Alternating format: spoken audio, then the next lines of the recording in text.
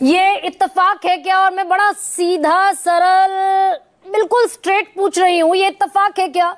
जामिया मिलिया इस्लामिया में, दिल्ली यूनिवर्सिटी में, जेएनयू में, कुशाभाऊ ठाकरे यूनिवर्सिटी में, जबलपुर यूनिवर्सिटी में, सागर यूनिवर्सिटी में, ये सारी यूनिवर्सिटीज में सबसे बड़ी पोजीशंस पर बैठे हुए लोग आरएसएस बैकग्राउंड के निकल आते हैं। इत्तेफाक है क्या ये? नमस्ते गरिमा जी, सबको नमस्ते। देखिए, सोनिया गांधी जी के खत में जो बातें लिखी गई हैं उनमें इंटेलेक्चुअल डिसऑनेस्टी या जिसको बौद्धिक बेईमानी कहते हैं वो कूट कूट कर भरा हुआ है। हाँ। अब एक एक करके सवाल और एक एक करके विषय पर आते हैं।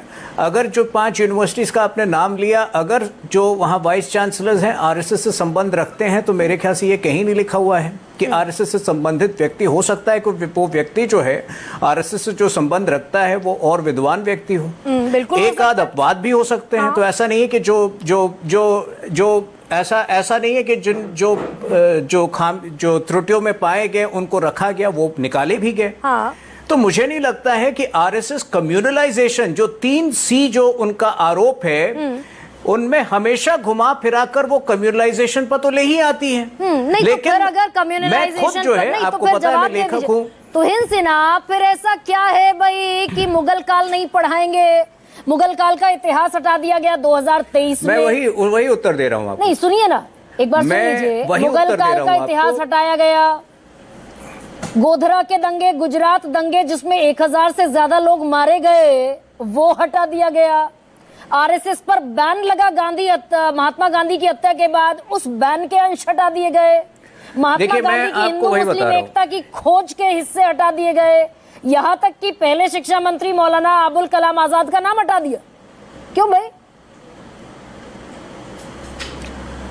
देखिए गरिमा जी, मैंने खुद, आपको पता है, मैंने खुद 14 पुस्तकें लिख चुका हूं, तो इसीलिए मुझे ये सवाल जो है मेरे लिए बहुत कठिन सवाल नहीं है। देखिए, पूरी तरह से जो 49 इयर्स का, 49 वर्षों का औरंगजेब का काल था, उसको आप नहीं हटा सकते हैं, इतिहास के पन्नों से नहीं हटा सकते हैं। सवाल ये उठता है कि वो उस काल की जानकारी आपको किसके दृष्टिकोण से मिलती है? क्या वो गुरु गोविंद सिंह के दृष्टिकोण से मिलती है?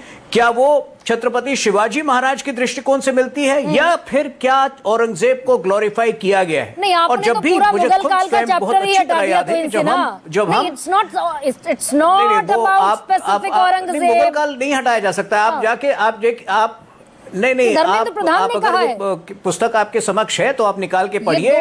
इतिहास में कोई भी काल पूरी तरह से नहीं हटाया जा सकता है। दृष्टिकोण, मैं वही बता रहा हूं, गोधरा का जब जिक्र आता है तो क्या गोधरा का जिक्र उन लोगों के दृष्टिकोण से आ रहा है? वो 60 लोग जो कि विक्टिम बने पहले, जिनके कारण, जिस इंसिडेंट के कारण राइट्स हुए, या फिर जो है ये वही पुराना दकियानूसी दृष्टिकोण है जिसमें कि आप हिंदुओं को कम्युनल दिखा रहे हैं? तो दृष्टिकोण यहाँ बहुत महत्वपूर्ण हो जाता है, और किस दृष्टिकोण से इतिहास पढ़ाया जा रहा है, कौन सा दृष्टिकोण है? अच्छा ठीक है, एक सवाल पर जवाब दीजिए।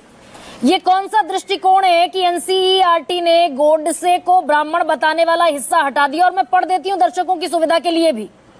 कक्षा 12 की पॉलिटिकल साइंस की किताब से गांधी की हत्या से जुड़ा वो हिस्सा हटा दिया गया है जिसमें उन्हें मारने वाले को ब्राह्मण और कट्टरपंथी हिंदू अखबार का संपादक बताया गया था। आपने क्या जोड़ा? 30 जनवरी को एक प्रार्थना सभा में एक युवा व्यक्ति ने गांधी पर गोली चलाई। हत्यारे ने बाद में आत्मसमर्पण कर दिया। व्यक्ति की पहचान नाथूराम गोडसे के तौर पर की गई। आप भी क्या अपने हिस्से के इतिहास को अपनी नजर से पढ़ा रहे हैं?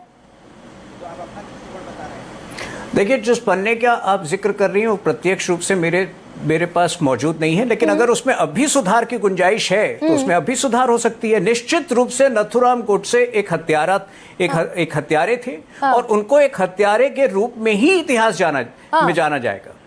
तो ये तो यूजीसी जो ड्रैकोनियन सुधार जो है वो फाइनल सुधार नहीं है। फिर अगर और सुधार की आवश्यकता है तो वो भी होगी। हाँ, आवश्यकता होगी, लेकिन 23 में ये बदलाव कर दिया गया था, 2 साल हो गए। तो इन सिन्हा, ये यूजीसी जो नियम ले आई कि भाई राज्यपाल, अब सर्च पैनल में राज्यपाल की भी उपस्थिति होगी, यानी कि राज्य सरकारों के अधिकारों पर आपने पूरी तरीके से तलवार चला दी। और पहले एकेडमिक आदमी को बाकायदा वाइस चांसलर बनाया जाता था। अब एकेडमिक काम से उसका लेना देना हो ना हो, पढ़ाई लिखाई में रहा हो ना रहा हो, एडमिनिस्ट्रेशन इंडस्ट्री का भी उठाकर वाइस चांसलर बन जाएगा। नहीं, देखिए, इसको लैटरल एंट्री कहते हैं। निश्चित रूप से जब आप किसी को वाइस चांसलर बनाएंगे तो वो कोई फेलियर को तो आप नहीं बनाएंगे। हो सकता है कॉर्पोरेट जगत के कोई कद्दावर व्यक्ति हो जिन्होंने अपने बल पर बहुत कुछ अचीव किया, उस व्यक्ति को अगर हम बनाएं तो उससे क्या प्रॉब्लम है? तो एपीआई स्कोर क्यों खत्म कर दिया फिर? मनमोहन सिंह की अगर वो लैटरल एंट्री हुई थी ना। सुनिए, बीच में आप क्यों इतना काटते क्यों हैं? क्योंकि आप कह रहे हैं भाई बौद्धिक व्यक्ति है, सिविल एडमिनिस्ट्रेशन का भी बौद्धिक हो सकता है, तो एपीआई स्कोर क्यों खत्म कर दिया? और नंबर जिससे क्या खत्म कर दिया? मार्किंग सिस्टम जिससे पता चलता था। देखिए, कुल मिलाकर आप रिजल्ट्स पे जाइए। अगर पिछले 4 वर्षों में आप रिजल्ट्स देखें तो फाउंडेशनल लिटरेसी जो आधारभूत साक्षरता है और न्यूमेरिकल लिटरेसी, जब मैं केवल प्रारंभिक शिक्षा की बात कर रहा हूं, न्यूमेरिकल लिटरेसी जो संख्यात्मक साक्षरता है उसमें बहुत बड़ी वृद्धि हुई है। जब हम हायर एजुकेशन के आईआईएम और आईआईटी के बच्चे को प्लेसमेंट नहीं मिल रहा है, आंकड़ा देख लीजिए गूगल करके। नहीं तो आप संख्या देखिए, 50% इजाफा हुआ है। ये फेजेस आते हैं कई बार जो है कुछ समय के लिए जो मार्केट डाउन होता है, या देखिए जिस तरह आपके शरीर का बीपी बिल्कुल सेम नहीं रहता 18/120, उसी तरह प्लेसमेंट कंडीशंस इकोनॉमी हर साल सेम नहीं होती है। लेकिन ये देश के 50% लगभग इजाफा हुआ है आईआईएम्स में, 50% लगभग 50% एम्स में इजाफा हुआ है। जो 2014 में जितना एम्स थे उसकी तुलना में 50% अधिक है। जितने आईआईटीज जो हैं 2014 में जितने थे उसकी तुलना में 50% अधिक है। और तो पहली बार ये हो गया कि आईआईटी के बच्चे को प्लेसमेंट नहीं मिला इस देश की कंपनीज में।